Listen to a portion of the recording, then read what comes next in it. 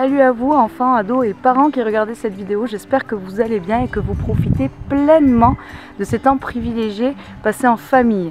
Alors pourquoi cette vidéo? Tout simplement déjà pour vous dire que nous pensons à vous, nous ne vous oublions pas, mais aussi pour vous dire que nous avons préparé quelque chose de spécial pour les kids autour de la parole de Dieu. C'est vrai que pendant ces temps de confinement, nous ne voulons pas oublier nos enfants, ils sont importants et vous aussi, vous avez le droit à vos moments avec Dieu. Alors, juste avant les vacances de février, nous avons fini nos leçons sur les super-héros. À partir de maintenant, nous allons commencer des leçons basées sur les proverbes. Et ce matin, nous allons parler de la sagesse. Alors, c'est parti, à vos Bibles. Comme je vous l'ai dit tout à l'heure, nous allons parler aujourd'hui de la sagesse. Mais pour commencer, nous allons avoir besoin d'un peu de matériel. Alors, nous allons avoir besoin du papier, des stylos, ou des feutres ou des crayons. Alors les enfants, sur cette feuille, vous allez écrire ou dessiner ce que vous aimeriez demander à Dieu. Et vous pouvez lui demander ce que vous voulez. Mais attention, il faut le montrer pour l'instant à personne.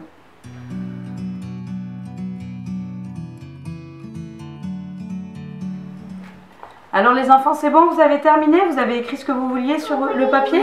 Oui, c'est bon. Alors maintenant, on va plier les papiers pour cacher ce qu'il y a dessus et on va les mettre de côté pour plus tard.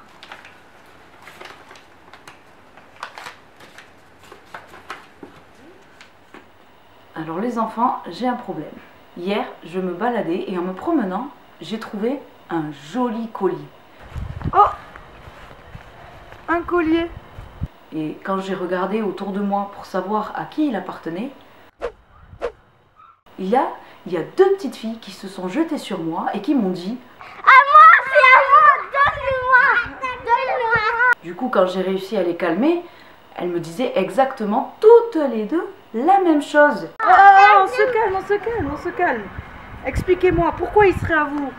C'est ma maman, elle me l'a acheté hier pour mon anniversaire. Non, c'est pas vrai, elle me l'a acheté pour moi. Je sais que forcément, il y en a une des deux qui ment. Mais laquelle? À qui je vais rendre ce collier? Nous allons essayer de voir ensemble si dans la Bible, nous ne trouvons pas un exemple qui pourrait nous aider dans ce genre de situation et d'autres. Un jour, deux mères viennent se présenter devant moi, le grand roi Salomon. Elles se disputent et ont besoin que je règle leur conflit. Que Sa Majesté veuille bien m'écouter. Moi et cette femme, nous habitons la même maison. J'ai mis au monde un bébé dans la maison, à un moment où elle était là. Et 2 jours plus tard, elle aussi a mis au monde un bébé. Nous vivons seuls dans cette maison. Il n'y a personne d'autre que nous deux. Or, cette nuit, le bébé de cette femme est mort parce qu'elle s'est couchée sur lui. Alors elle s'est levée au milieu de la nuit et pendant que je dormais, elle a pris mon bébé qui était à côté de moi et elle a couché dans son lit. Puis elle a placé son bébé qui était mort à côté de moi. Ce matin, quand je me suis levée pour allaiter mon bébé, je l'ai trouvé mort. Je l'ai regardé attentivement à la lumière et je vous assure, votre Majesté, j'ai vu que ce n'était pas mon bébé. Non, ce n'est pas vrai, c'est ton bébé qui est mort, le mien est vivant. L'une d'entre vous dit, c'est le tien qui est mort, le mien est vivant. L'autre dit, ce n'est pas vrai, c'est le tien qui est mort, le mien est vivant. Voici ce que j'ordonne. Je vais couper le bébé en deux et en donner à chacun d'entre vous. Pitié, Majesté, ne le tuez pas. Tant pis, donnez-le lui. C'est elle la vraie maman, car c'est la seule à avoir réagi quand j'ai menacé de le tuer. La Bible nous dit que quand tous les Israélites apprirent comment Salomon avait rendu justice à cette occasion, ils furent tous remplis d'un profond respect envers le roi. En effet, ils avaient compris que Dieu lui-même l'avait rempli de sagesse pour rendre la justice. Mais comment Salomon a-t-il obtenu sa sagesse? L'histoire commence avec le père de Salomon, David, qui est vieux et qui va bientôt mourir. Comme Salomon va devenir roi d'Israël, son père lui enseigne le plus important pour un roi, obéir à la loi de Dieu. Salomon l'écoute car il veut être un bon roi. Et Dieu a choisi Salomon dès sa naissance pour succéder à David. C'est pour ça qu'il lui répète sans cesse « Montre-toi courageux et conduis-toi en homme en obéissant à la loi de Dieu. Si tu obéis, tu seras un grand roi. » Puis David y prie Dieu aussi pour Salomon et il lui demande « Donne-lui un cœur sans partage afin qu'il obéisse à tes commandements. » Avant de mourir, David fait consacrer son fils Salomon roi d'Israël. Du coup, tout Israël doit obéir à ce nouveau roi.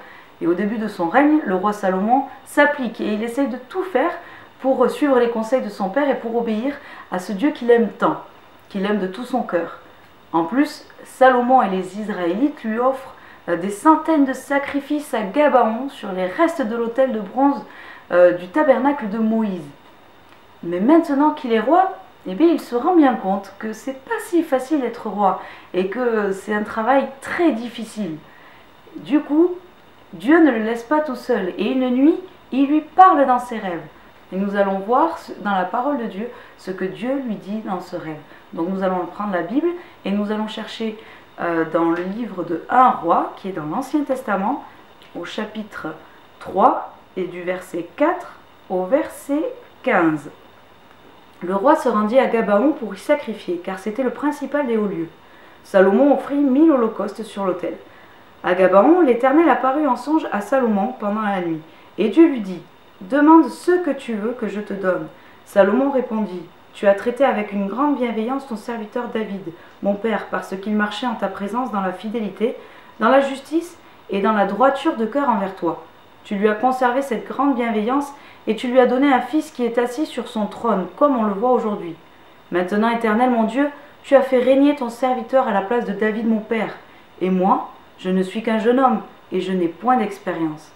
Ton serviteur est au milieu du peuple que tu as choisi, peuple immense, qui ne peut être ni compté, ni nombré, à cause de sa multitude. Accorde donc à ton serviteur un cœur intelligent pour juger ton peuple, pour discerner le bien du mal, car qui pourrait juger ton peuple, ce peuple si nombreux ? Cette demande de Salomon plut au Seigneur. Et Dieu lui dit : puisque c'est là que tu demandes, puisque tu ne demandes pour toi ni une longue vie, ni des richesses, ni la mort de tes ennemis, et que tu demandes de l'intelligence pour exercer la justice, voici, j'agirai selon ta parole, et je te donnerai un cœur sage et intelligent, de telle sorte qu'il n'y aura eu personne avant toi et qu'on ne verra jamais personne de semblable à toi. Je te donnerai en outre ce que tu n'as pas demandé, des richesses et de la gloire, de telle sorte qu'il n'y aura pendant toute ta vie aucun roi qui soit pareil. Et si tu marches dans mes voies en observant mes lois et mes commandements, comme l'a fait David ton père, je prolongerai tes jours. Salomon s'éveilla, et voilà le songe. Salomon revint à Jérusalem et se présenta devant l'arche de l'alliance de l'Éternel.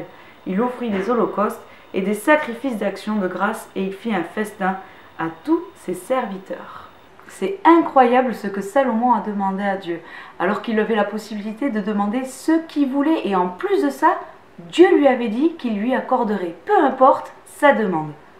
Alors les enfants, on va regarder ce que vous avez écrit tout à l'heure sur vos papiers, ce que vous avez demandé à Dieu. Alors soyons honnêtes, est-ce que l'un d'entre vous a demandé à Dieu sa sagesse? Non. Est-ce que si Dieu nous accordait ce que nous voulions dans nos vies, est-ce que la sagesse serait la première chose à laquelle nous penserions? Non. Et pourtant, c'est tellement important de demander la sagesse de Dieu dans nos vies. Ça nous aiderait pour tellement de choses si nous étions remplis de sa sagesse. Le livre des Proverbes au chapitre 2 du verset 10 à 13 dit : la sagesse entrera dans ton cœur et tu goûteras avec joie à la connaissance. La réflexion te protégera, l'intelligence te gardera. Elles t'empêcheront de te conduire mal. Elles t'éloigneront de ceux qui disent des mensonges, de ceux qui abandonnent la route droite pour aller sur des chemins sombres. Alors, je vous encourage et je nous encourage à être des Salomon et à demander à Dieu de nous remplir de sa sagesse tous les jours de notre vie. Vous pouvez poursuivre ces moments en famille en discutant ensemble autour des différents passages que nous avons vus ce matin. Par exemple, vous pouvez prendre le chapitre 2 et versets 10 à 13 des Proverbes et voir ensemble quels sont les avantages de la sagesse. Et pourquoi pas vous mettre dans ces situations de tous les jours et voir comment réagir, comment avoir la bonne réaction. Bien sûr, il est important et je vous encourage à finir ces moments par un temps de prière en famille pour que Dieu nous accorde, parents et enfants, sa sagesse. Oui, parents aussi, nous en avons bien besoin, particulièrement dans ces temps où nous réapprenons à vivre en famille.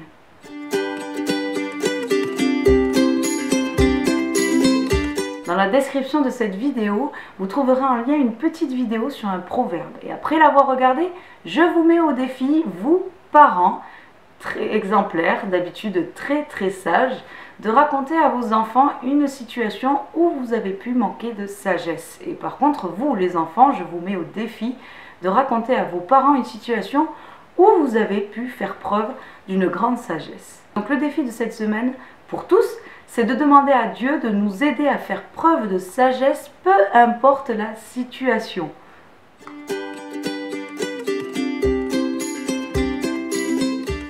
Merci d'avoir partagé avec nous ces moments, même si c'était d'une façon particulière. Nous vous souhaitons une bonne semaine, que Dieu vous bénisse et soyez